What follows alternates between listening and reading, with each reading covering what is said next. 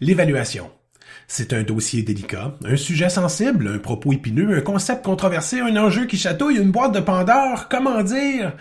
L'évaluation est une vraie patate chaude. Hein? Non, c'est pas le sens de chaude.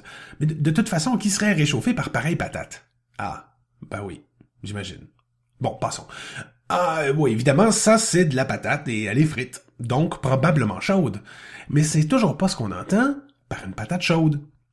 Le même problème de sens existe quand on parle d'évaluation. Qu'est-ce que ça signifie au juste? On a parfois l'impression qu'on parle de trucs un peu sinistres, secrets, même tabous, quand on traite d'évaluation. Il y a des épreuves maladroites et des palmarès douteux qui donnent mauvaise réputation à l'évaluation. Mais l'évaluation est un outil, pas une fin en soi. Un marteau peut servir à construire ou détruire quelque chose, et on peut tenir le même discours quand on parle d'évaluation. Et comme on peut voir poindre un accès plus constant à la technologie et à Internet en classe dans un avenir pas si lointain, je pense qu'il est grand temps de rafraîchir nos pratiques en évaluation. Alors avant d'aller plus loin, puisqu'il s'agit d'un mot très équivoque, permettez-moi de vous présenter ma définition bien personnelle de l'évaluation. L'évaluation est une démarche qui consiste à offrir une rétroaction suite à l'analyse d'un processus, d'une réalisation ou d'une combinaison des deux. C'est tout. Certains la trouveront un peu succincte, mais il faut savoir qu'il y a toutes sortes de nuances qui sont imbriquées à même la définition. La rétroaction peut varier en quantité, de maigre à exhaustive. L'étendue de l'analyse se situe entre le superficiel et l'approfondi. Le processus, comme la réalisation, peut se trouver n'importe où sur une échelle entre le déclaratif procédural jusqu'au plus complexe. Maintenant, ajoutez à ça que l'intention de l'évaluation, qui peut être de soutenir l'apprentissage ou de reconnaître un niveau de compétence, de maîtrise, va venir influencer le type de rétroaction, les critères sur lesquels on basera l'analyse et les conditions d'observation du processus ou de la réalisation. À mon avis, une sage utilisation de la technologie peut avoir des effets positifs sur chacune de ces variables. Mais avant d'explorer ça, je vous propose qu'on se penche un instant sur un exemple classique d'évaluation afin de se faire une meilleure idée de l'ensemble des éléments de la définition. Imaginez un questionnaire à choix multiples, auquel on doit répondre dans un temps limité. Qu'importe le sujet du test, considérez que les questions sont claires et les réponses sans détour. On connaît la réponse ou pas. Comme à l'habitude, les tout juste presque bonnes réponses se retrouvent aussi parmi les choix. Et je vous gardais ça pour le dessert, vous êtes la personne qui répondait à l'examen. Considérons les trois cas suivants. Scénario A. L'examen est administré à la fin du cours. On compile vos bonnes réponses et un jugement est rendu à savoir si vous avez réussi ou échoué le test. C'est arithmétique, final, sans appel. Scénario B. L'examen est administré au début du cours. Une fois les résultats en main, vous rencontrez votre enseignante pour analyser le tout, les indices qui pointent ce sur quoi on devrait travailler dans les semaines à venir. Scénario C. En cours de session, puisque vous aviez la possibilité d'apprendre à votre rythme, l'examen est administré quand vous vous sentez prêt à le passer. Quand les résultats sont retournés, une liste des concepts qui mériteraient un peu plus d'attention vous est fournie et si vous avez démontré un niveau de maîtrise suffisant, on vous propose des défis stimulants personnalisés. Dans chacun de ces cas, la réalisation, aussi banale soit-elle, est la même, un test à choix multiples normé. Dans le scénario classique sanction, l'analyse est limitée à compter les bonnes réponses et la rétroaction est bien maigre, une note, bien peu à se mettre sous la dent. Le scénario diagnostic présente une analyse un peu plus approfondie et une rétroaction plus constructive. Dans le scénario inspiré des principes de jeux vidéo, les conditions dans lesquelles l'examen est administré sont bien différentes et on ajoute des défis dans la rétroaction. C'est peut-être un bon moment pour stopper la vidéo et discuter de tout ça avec vos collègues. En effet, le même test un peu simpliste peut remplir différentes fonctions, mais il demeure bien maladroit pour mesurer le niveau de compétence d'un élève. La créativité, à titre d'exemple, ne peut pas s'exprimer sur une fiche réponse. Ou, comme le dit si bien Alfie Kohn, les examens normalisés sont de bien mauvaises mesures de tout ce qui compte intellectuellement parlant. Toutefois, ce type de test peut offrir des renseignements utiles, mais certainement pas de quoi faire des palmarès et encore moins juger de la qualité de l'enseignement ou de la progression des apprentissages d'un élève. Qu'est-ce que la technologie vient faire dans tout ça? Première des choses, elle peut accélérer le processus de correction et permettre la rétroaction instantanée. Quand on s'en tient à l'acquisition de savoir, disons, cognitivement peu exigeant, plus rapide est la rétroaction, mieux c'est.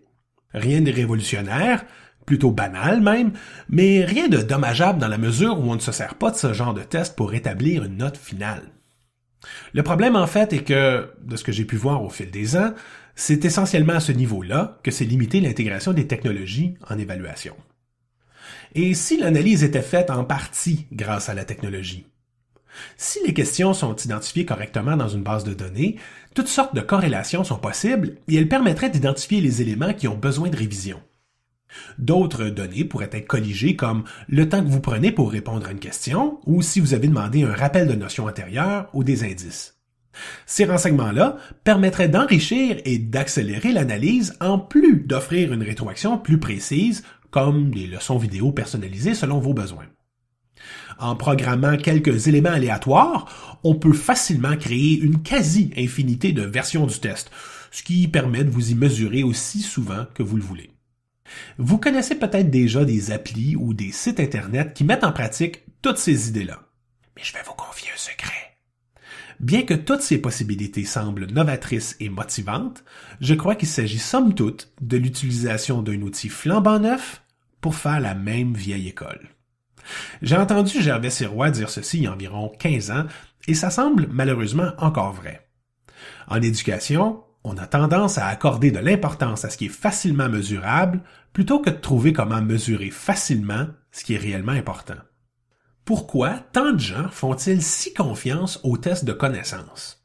Comme s'il s'agissait de l'apogée de la rigueur et de l'objectivité. Parce que c'est facile à administrer? Parce que c'est ce qu'on connaît? Parce que c'est dans le décor depuis si longtemps? Pour réussir ce genre de test, même quand les choix de réponse sont invisibles, il suffit essentiellement d'avoir une bonne mémoire. Mais mémoriser, ce n'est pas apprendre. Et apprendre, c'est beaucoup plus que mémoriser. On se rappelle de choses qu'on utilise fréquemment.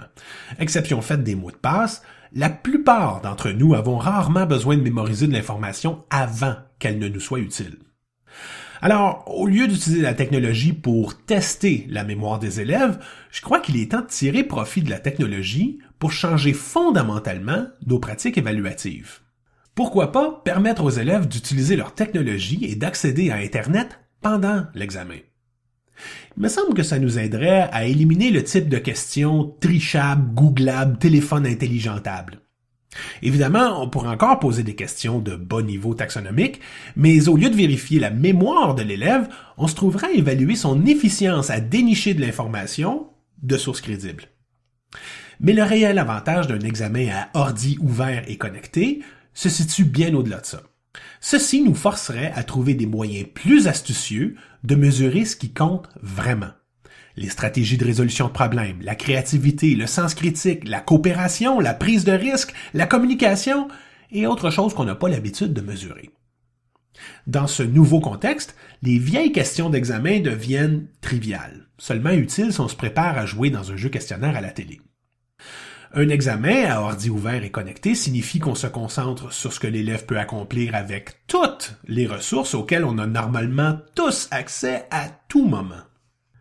Certains ont essayé de renouveler les vieilles questions d'examen en leur ajoutant des contextes touffus, artificiels et capillotractés. Quand une question prend beaucoup de temps à lire, il est fort à parier que vous avez affaire à ce genre de vieilles questions mal revampées. Il y en a certainement parmi vous qui vous dites « Pourquoi pas se débarrasser des examens tout simplement une fois pour toutes? » Pas de mauvaise idée.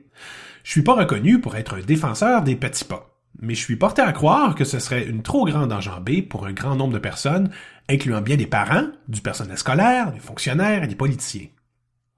Mais je crois que le jour est venu de moderniser nos pratiques évaluatives. On peut faire appel à des entrevues, de la vidéo, de la rétroaction par les pairs et peut-être même des portfolios légers, même si l'examen nous colle aux pattes pendant encore quelques années. De toute façon, les données sont importantes. Les données nous permettent de mesurer l'efficacité de nos actions, des choix pédagogiques et didactiques que nous faisons en tant que pédagogues. Au final, n'en tient qu'à nous de changer les règlements qui nous forcent à considérer un examen en tant que mesure principale du niveau de compétence d'un élève. Il nous faut aspirer à obtenir de l'information plus riche, plus pertinente. Ce qui signifie que nos outils d'évaluation doivent être plus robustes, plus complexes qu'un simple quiz. Petite mise en garde. Du moment que vous commencez à questionner les pratiques évaluatives en cours, vous vous engagez sur le chemin qui va remettre en question tout ce qu'on enseigne. Avouons-le, plus souvent qu'autrement, l'évaluation conditionne l'apprentissage. Mais si on commence à évaluer des compétences d'un niveau taxonomique plus élevé, à coup sûr, ça tire vers le haut sur ce qu'on enseigne. Je sais, il y a un gros « oui mais » qui plane ici, le programme. Mais vous savez quoi? Plus souvent qu'on le pense, le programme offre tout l'espace qu'il faut pour que nos examens évoluent. Le véritable obstacle, c'est notre culture d'évaluation. Et ça, tout le monde a un peu de pouvoir là-dessus.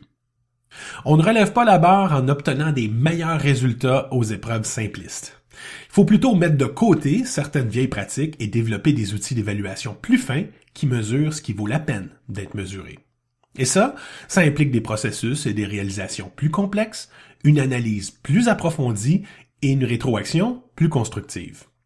Permettre la technologie et l'accès à Internet pendant les examens est fort probablement un bon pas en avant vers de meilleures pratiques évaluatives.